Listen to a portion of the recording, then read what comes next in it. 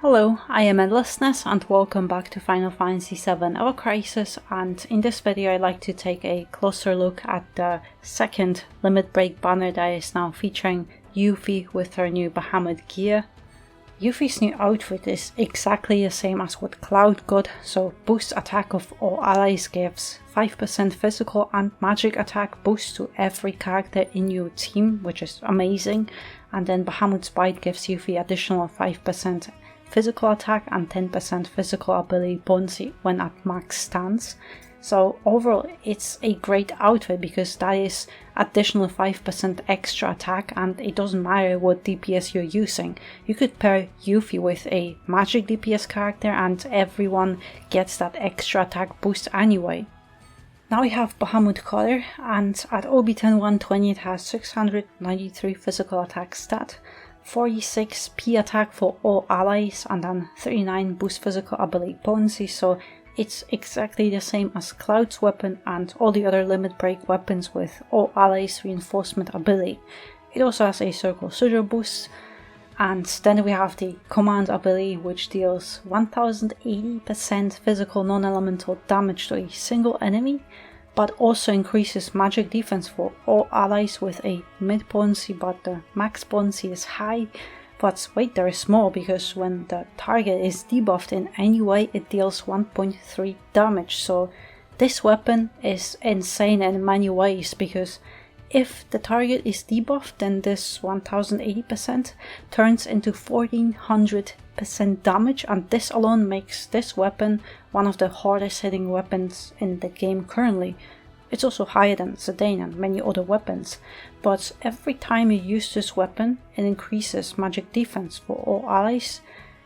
and this quite frankly is crazy. Yes, it's mid potency, so 2 stacks per cast, but Yuffie will most likely keep spamming this ability the whole time, so you should have high potency MDEF for all allies the entire time.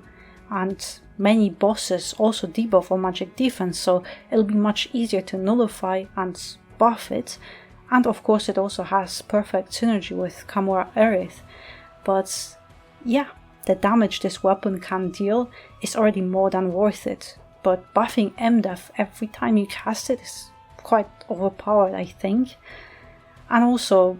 with this weapon I think Yuffie has ranked up to a much better DPS, as sure he has Wind and Earth, but now with this weapon she's definitely one of the very best non-elemental DPS, and this weapon will be useful in pretty much every battle or every physical Yuffie build.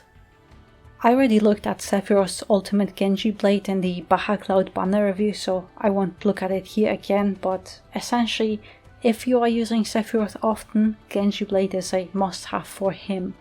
And by the way, I also think Yuffie has the best looking outfit out of all 4 Bahamut characters, as I personally don't really like them and I just wish they looked more Bahamut alike. Maybe something similar to Dragoons and the armor, at least for Cloud, but yeah, I have to admit Yuffie looks great.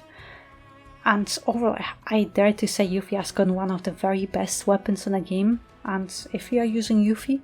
it's a must-have weapon for her. And next week we are getting Tifa, and week after we'll get Aerith Bahamut banners, and I think it's pretty much guaranteed that these two will get magic weapons with magic attack for all allies and magic ability bonuses that will also be either just as good or even better, because so far Bahamut Cloud and Yuffie are insanely good weapons. And it has also been shared that Sephiroth and Cait Sith are very likely to be the first ones to get ultimate weapons in banners, so I think it's very possible that those remaining 2 banners could switch from Sephiroth's Genji blade to Cait Sith's ultimate weapon. It will be terrible for people who didn't pull Genji blade yet, but want to pull on Aerith or Tifa, me included, because if Genji doesn't drop, you're forced to pull on a banner until you get those 300 Genji gems to exchange them for the pity.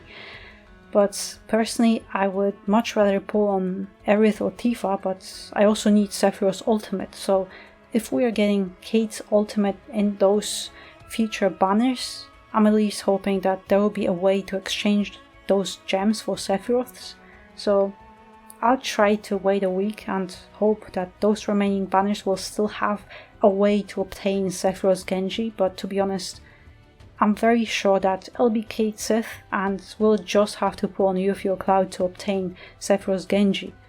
But if you're pulling, best of luck to you all, and you're very welcome to share how it went for you.